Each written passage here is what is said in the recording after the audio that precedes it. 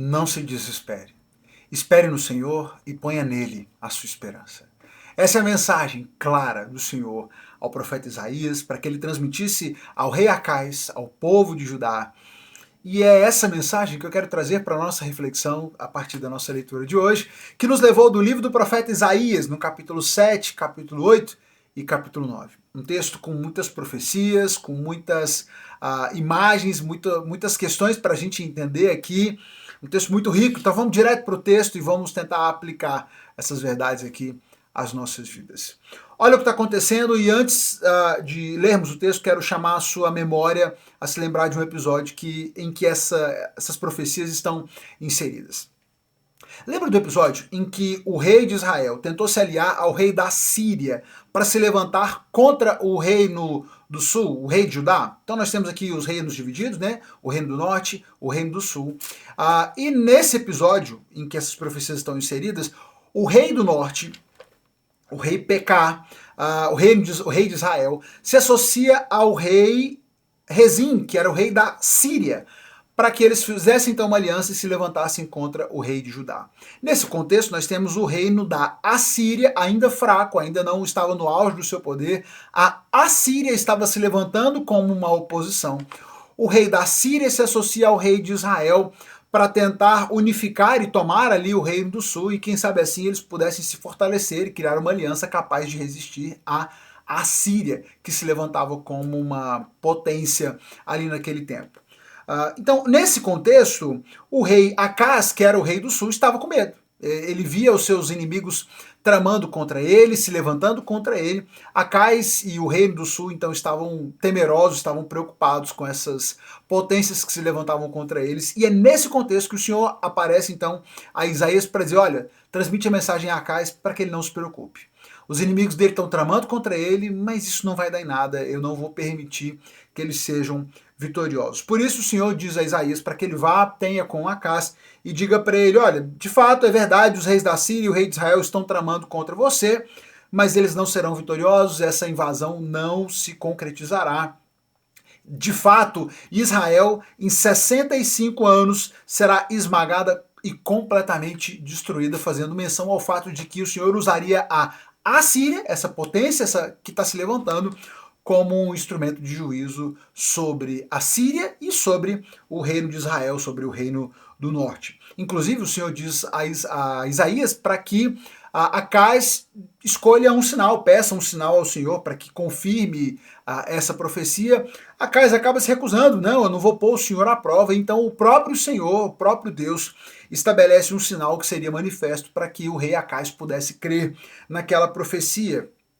E eis a profecia que é manifesta. A virgem ficará grávida e dará à luz um filho e o chamará Emanuel. Quando essa criança tiver idade suficiente para escolher o bem e rejeitar o mal, é que ele está fazendo menção a passagem dessa criança para a vida adulta, né, que no caso do judaísmo seria essa passagem ali dos 12 para os 13 anos. Antes dessa criança chegar a essa idade, chegar à maioridade, as terras dos dois reis, o rei da Síria e o rei de Israel, essas duas terras estarão totalmente desertas porque terão sido tomadas e destruídas pela Assíria, que seria usada como instrumento do Senhor para exercer esse juízo sobre um povo que havia se esquecido do Senhor, que havia abandonado o Senhor. No verso 20 do capítulo 7, ele vai dizer, o Senhor alugará uma navalha que virá de além do rio Eufrates, fazendo então menção à Assíria, e usará para raspar tudo, sua terra, suas plantações e seu povo. E aqui talvez você tenha ficado um pouco confuso, pastor, mas essa profecia não é sobre o Messias? Calma, segura um pouquinho, a gente já vai falar um pouco sobre isso. Vamos dar um panorama geral no texto e a gente volta lá. O capítulo 8 segue então fazendo dizendo como os acontecimentos se seguem. No versículo 3, Isaías então diz, então me deitei com minha esposa, ela ficou grávida, deu à luz um filho, o Senhor me disse, dê o nome de Maher Shalal Hashbaz, que significa veloz para saquear e rápido para levar embora. Pois antes que esse menino tenha idade suficiente para dizer papai e mamãe, o rei da Síria levaria embora os bens de Damasco, as riquezas da Samaria. o Senhor fará vir sobre eles uma grande inundação do rio Eufrates, mais uma vez fazendo menção a esse império da Síria. E quando tudo isso acontecer, em meio a todo esse medo, em meio a toda essa preocupação, o Senhor faz um alerta a Isaías e ao rei Acás para que eles não se deixassem levar por aquilo que pensavam todos os outros, para que eles não fizessem como os outros que talvez tomados pelo medo, pelas inseguranças, se vissem tomados de pensamentos de conspiração. Fala, não pensem que tudo isso é conspiração, que é meramente movimento político. Não, é o Senhor. Entendam que isso é o Senhor agindo, é o juízo do Senhor. Considerem o Senhor, é Ele que vocês devem temer. E também não entrem na onda daqueles que vão querer consultar os mortos, buscar ajuda dos espíritos, consultar os médiuns. Não. Firmem-se no Senhor, esperem no Senhor, ponham nele a sua esperança, consultem, se vocês forem consultar alguém, consultem a lei, consultem os ensinamentos de Deus e não os mortos, não os médios, porque aqueles que contradizem a sua palavra jamais verão a luz do dia. Mas também não se desesperem, não se vejam tomados pelo medo, porque esse tempo de escuridão e desespero não vai durar para sempre. O povo que anda na escuridão verá a luz. E aqui nós temos uma das profecias messiânicas mais claras do texto de Isaías. E a profecia de Isaías é muito marcada por profecias messiânicas. De todos os profetas, Isaías é o que mais faz menções ao Messias que viria, a Jesus. E aqui nós temos uma dessas profecias fazendo menção ao fato de que essa escuridão não duraria para sempre, dizendo respeito não só a esse momento de preocupação e de escuridão momentânea que a nação de Israel viveria nesse tempo de juízo, mas também fazendo menção a essa escuridão mais ampla e mais profunda, fazendo menção ao Messias que viria, o Salvador que viria. Quando ele diz no verso 6, pois um menino nos nasceu, um filho nos foi dado, o governo estará sobre os seus ombros, e ele será chamado de maravilhoso conselheiro, Deus poderoso, Pai eterno, príncipe da paz. Seu governo e sua paz jamais terão fim. Reinará com imparcialidade e justiça no trono de Davi para todo o sempre. O zelo do Senhor dos Exércitos fará com que isso aconteça. E aqui sim nós temos claramente uma profecia messiânica de Isaías. Aqui nós temos essa clareza maior de que se trata de uma profecia messiânica, porque, bom, por todas essas características, não foram encontrados e não poderiam ser encontrados em nenhum governante humano, nenhum rei, nenhum governante de Israel poderia cumprir todos esses requisitos de ser um conselheiro maravilhoso, de ser um Deus poderoso, um Pai eterno, um príncipe da paz. Claramente ele está falando de algo muito maior do que qualquer rei que pudesse assumir o reinado de Israel ou de Judá. Então nós temos aqui essa profecia messiânica e veja, olha tudo que está acontecendo. Judá está sob ameaça de Israel que se aliou ao rei da Assíria. E ele diz, não se preocupem porque esses que hoje se levantam contra vocês não vão ser vitoriosos. Na verdade, o Senhor vai trazer uma outra nação, a Assíria, que também não é flor que se cheire e não está sendo usada por Deus porque é um exemplo de justiça. Inclusive o Senhor vai dizer ainda nesse texto que a própria Assíria seria depois alvo da justiça de Deus. Mas o Senhor usa essa nação, apesar das suas imperfeições, apesar de todos os pecados dessa nação, vai usá-lo como instrumento pontual para exercer juízo sobre o reino do norte, sobre a Síria. E se o Senhor traria libertação naquele momento, ele aqui já adianta que, para além disso, viria do Senhor uma libertação e um cuidado ainda maior. Quando viria para tirar das trevas aqueles que estavam nas trevas, o Messias, o prometido, o esperado, aquele que seria a concretização do maior resgate e obra salvadora do Senhor para esse povo, que seria esse conselheiro maravilhoso, esse Deus poderoso, esse Pai eterno, esse príncipe da paz que governaria com justiça, e o seu governo e a sua paz jamais teriam fim. Nós temos uma profecia de cuidado, de descanso, confiem no Senhor. E para responder à questão que eu mesmo levantei antes, e provavelmente é a que passa pela sua cabeça diante disso, nesse capítulo 8, aliás, no capítulo 7, nós temos aquilo que a gente pode chamar de uma profecia de duplo cumprimento.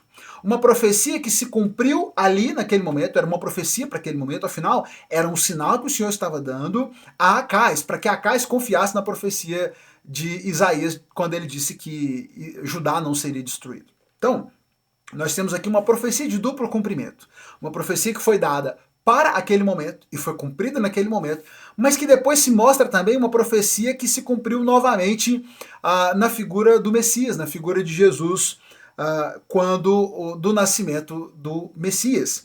E essa profecia é essa da virgem que ficaria grávida e daria à luz um filho. Nesse caso específico, como é que a gente pode entender essa profecia? Isaías tinha tido uma primeira esposa que provavelmente morreu no nascimento do seu primeiro filho. E aqui nós estamos diante então do segundo casamento de Isaías. Quando quando o Senhor dá essa profecia e faz menção a essa virgem, a essa moça que ficaria grávida, ele está fazendo menção a essa virgem que é a noiva que estava prometida a Isaías. Isaías ainda não havia se casado.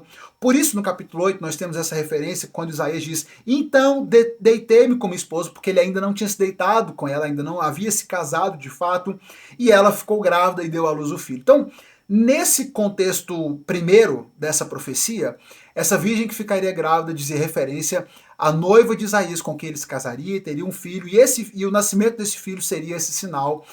E antes que esse filho alcançasse a sua maioridade, o Senhor concluiria essa profecia manifesta e traria o juízo sobre Israel e sobre a Síria, usando o reino da Assíria.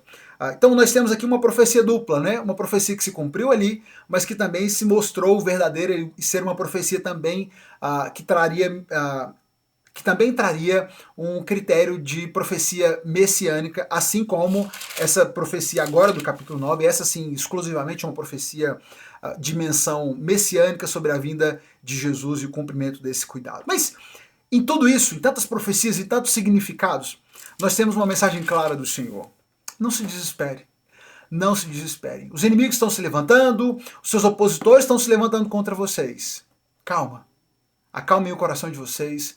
Confiem no Senhor. Esperem no Senhor e depositem sobre Ele a sua esperança, porque o Senhor trará paz. O Senhor trará libertação a vocês. Não adianta se angustiarem, não adianta se preocuparem, não adianta saírem desesperados, consultando morto, buscando médium, achando e tentando resolver as conspirações do mundo.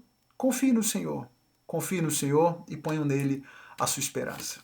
Em meio às angústias, em meio às lutas da vida, é muito fácil perdermos o controle. É muito fácil entrarmos em desespero e tentar sair por aí encontrando uma solução em qualquer coisa. Tentando buscar conselhos, 1000 pessoas diversas para nos aconselharmos, tentando encontrar uma solução com as nossas próprias forças.